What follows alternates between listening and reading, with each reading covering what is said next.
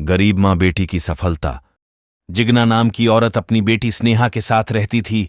स्नेहा के पैदा होते ही उसके पिता की देहांत हो जाती है। जिग्ना जैसे तैसे अपना और अपनी बेटी का सारा खर्च उठाती थीं। सो जा बेटा, बहुत रात हो गई है, कल सुबह तुम्हें कॉलेज भी जाना है। माँ, आप चिंता मत कीजिए, आप आराम कीजिए। कल सुबह मैं सारा काम कर लूंगी और सुबह जल्दी कॉलेज भी चली जाऊंगी। जिग्ना का सपना था कि स्नेहा पढ़ लिख कर एक डॉक्टर बने। और अगली सुबह जिग्ना अपने काम पर निकल जाती हैं। तभी रास्ते में यमुना नाम की औरत जिग्ना से बोलती हैं, जिग्ना, मैं तुझे कई दिनों से ढूंढ रही हूँ, पर तू कहीं दिखती ही नहीं। क्या बात है जीजी, मुझसे कोई गलती हुई है क्या? अरे नहीं जिग्ना, ऐसी कोई बात नहीं है। दरअसल मेरे मायके से एक रिश्ता आया है। लड़का एक बड़ी सी फैक्ट्री में काम करता है और अच्छा खासा कमाता है। मैंने सोचा उस लड़के से तेरी बेटी की शादी हो जाएंगी तो तेरी बेटी के भाग्य ही चमक जाएंगे और तेरे सर से भी बोझ उतर जाएगा।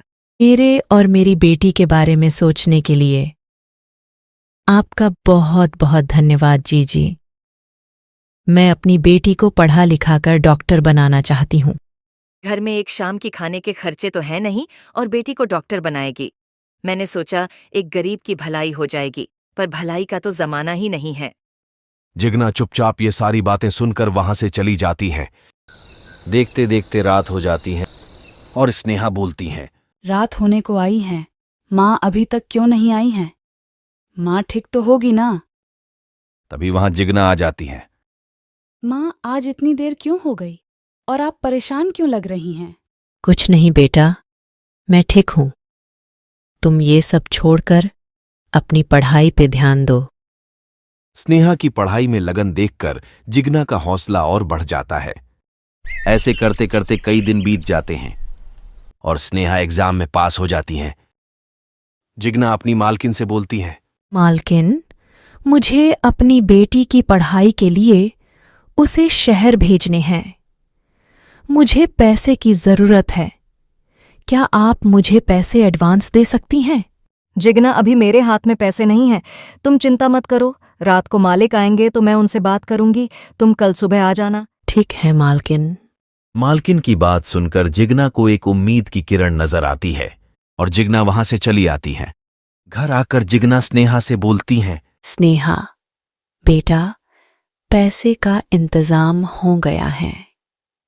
मैंने मालकिन से बात कर ली है। उन्होंने कल सुबह बुलाया है। अब चिंता करने की कोई जरूरत नहीं है। और अगली सुबह जिग्ना, मैं सुबह से तुम्हारा ही इंतजार कर रही थी। पैसे का इंतजाम हो गया है। मालकिन, आपका बहुत शुक्रिया। आप जैसे अच्छे लोगों के कारण हम गरीब लोगों की भलाई हो जाती हैं। ऐसे मत बोलो जिग्ना, हमें तो खुशी है कि हमारे जरिए किसी की भलाई हो गई और तुम्हें पैसे की चिंता करने की कोई जरूरत नहीं है। जब तुम्हारा मन हो तब तुम पैसे लौटा सकती हो। शुक्रिया मालकिन। स्नेहा अपनी आगे की पढ़ाई के लिए शहर चली जाती है। दिन बीतते जाते हैं। स्नेहा पढ़ लिख कर डॉक्टर बन जाती है। जिग्ना अपनी बेटी के साथ शहर में रहने लगती है